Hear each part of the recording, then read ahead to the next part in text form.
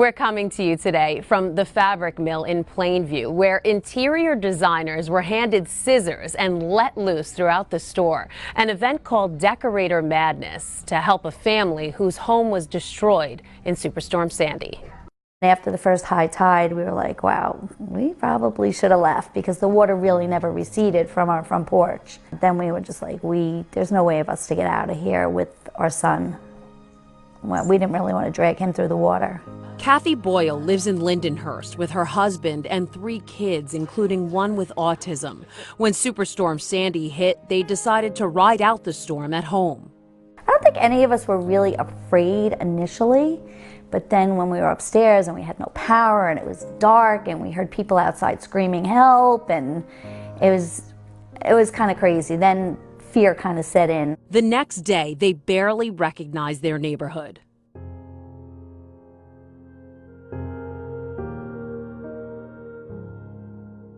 It was insanity.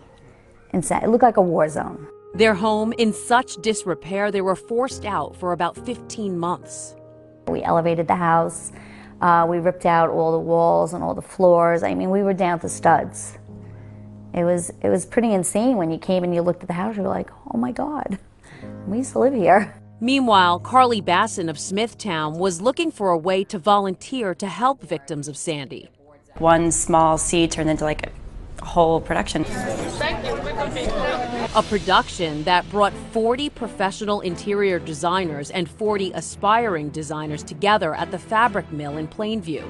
Carly called it Decorator Madness, a contest to find the best professional and amateur designer to help the Boyle family decorate their home. When everybody came, it was like a lot of decorators and everybody just running through the store, all just like cutting different things for their board and going, it was like madness. It was kind of crazy because the whole store is open.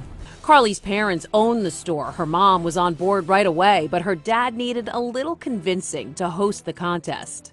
He was like, so everybody's just going to be cutting the fabric, just that's it. But my mom's like, it's going to be good, you know, we don't do anything like for the store, just for fun, so we can do it. And then he said, okay. It was probably really, really hard for Carly's father, the owner of Fabric Mill, because when you go to the fabric mill and a designer goes there and gets samples, we do not have a scissors in our hand, ever. You have to have somebody help you and they cut a certain size sample for you. Well, that night, for 1 hour, all these people had scissors in their hands and were cutting up his fabrics. That poor man. Wendy Lepkoff of Wendy Interiors took part in the contest because she wanted to volunteer her time to help Sandy victims. The Baldwin Harbor residents' home escaped the wrath of Superstorm Sandy, even though every other home surrounding it was damaged. I didn't get a drop of water. I didn't get affected at all. Everyone else, their sheetrock, their furniture, their appliances, their wood flooring was out on the curb. My house was untouched.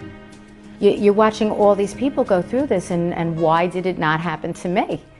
And the only thing I can come up with in my head is that I was spared to help others. The background is a vinyl that's very sparkly, and that's upholstering 2 walls. So, like every other contestant, Wendy created a board to present to the judges.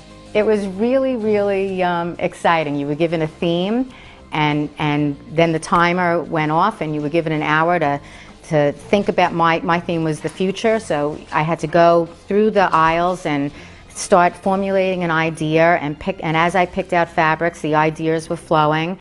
And the madness ensued. Decorators everywhere, cutting, gluing, creating.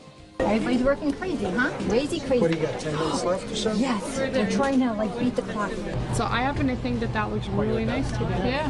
When all was said and done, the judges chose Wendy and aspiring designer Brenda Moskowitz. It was a little scary. It was my first time doing something like this.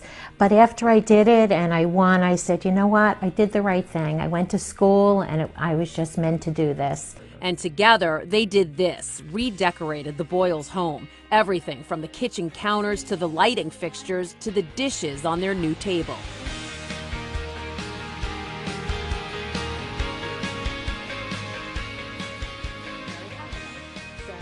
Even the dishes just bringing all the colors together. Wendy tells us what the home looked like before she got her hands on it. It wasn't put together. There was no color. The cement countertop had seams that were as wide as my finger, 5 of them around the sink, and I know it shouldn't be that way. Kathy was thrilled to have Wendy and Brenda's expertise. I thought it was kind of cool. I never had a decorator. We just always threw paint on the wall, and if it didn't clash with something, it was good. Now, when Kathy enters her home, I walk in and I'm like, wow, I feel like I'm staying in a hotel. It's like vacation. the best part, it was all donated. The Boyles didn't have to pay for anything. A home makeover, you can't just paint the walls, you need things. Lighting, granite. I got up a list of contacts and I called them all for a rug, for the paint, for the faux finish, for everything.